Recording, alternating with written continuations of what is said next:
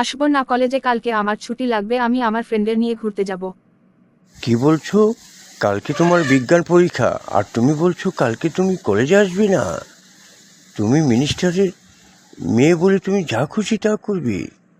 তোমাদের বয়সে আমরা পড়ালেখার মনোযোগ ছিলাম, আমরা তো আড্ডা মারার কোনো ইয়েই পাইনি।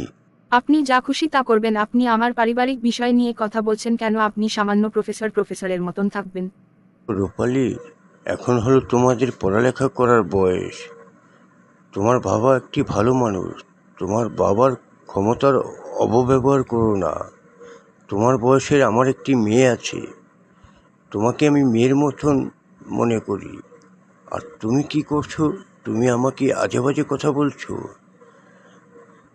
তোমার মতন মেয়েরা হলো পড়ালেখা করবে, নিজের কেরিয়ার বানাবে, আর তুমি তোমার বাবার ক্ষমতার অপব্যবহার করছো। এটা কিন্তু ঠিক না রূপালি। কোন মনোযোগ হতে পারিনি?